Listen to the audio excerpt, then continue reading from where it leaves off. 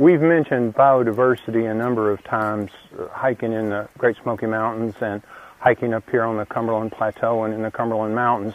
And here, right now, we're working our way up Honey Creek in the Honey Creek Pocket Wilderness. And what I'd like you to sort of get attuned to, just look at the number of different microclimates, habitats, niches that are in this created gulf. This erosional stream caused valley in here is leaving us with so many different microclimates.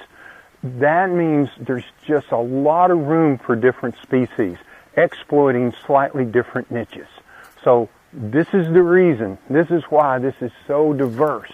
And now I'm going to come to a dripping cliff and just give you some specific examples. A plant that exemplifies just a beautiful and wonderfully narrow niche is this one found here along Honey Creek. This is the cliff meadow rue. This is Phalictrum clavatum. You're familiar probably with rue anemone, maybe the different other species, early meadow rue and one tall meadow rue. Well, this is the cliff meadow rue, and it grows in these sort of dripping sandstone cliffs along the edges of the cliffs as they jut out or at the base. And you know, what a narrow niche, what a narrow place to live. But in this area, you want to be alert for them.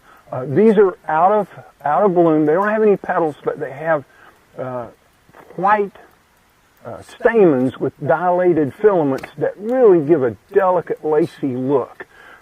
You know, this can't be disturbed. And we're hoping that the hemlock death, which we don't have a lot right in here, will probably, change this microclimate, and maybe these will disappear from some places. But this looks pretty protected in here, and this is why we have great species diversity. Lots of different places for plants to grow, lots of different habitats, creating lots and lots of niches. I want to direct your attention to this deep green right in this dripping sandstone cliff. Now, this is a type of bryophyte, and those are our most primitive plants. Primitive just means they evolved long ago. It's not a reflection. So they have a lot of early plant evolutionary characters. These things are evolved from green algae. They're really barely out of the water. They're in this dripping cliff. They cannot get exposed to direct sunlight. They have no stomata, no way to close off the loss of water. And they carry out photosynthesis, though, just like, in most part, an oak tree. And they are colonizing this drippy, wet area, perfect for them. They're beautiful plants. They don't, they require water for fertilization. They can't transport. They have no phloem, no xylem. Everything moves by diffusion.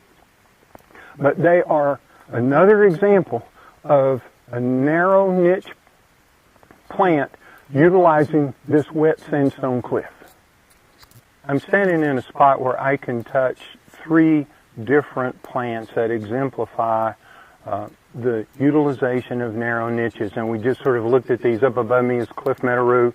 Right here, just within a few inches of it, is a liverwort, and then just below it, right down here, is a wonderful mountain spleenwort.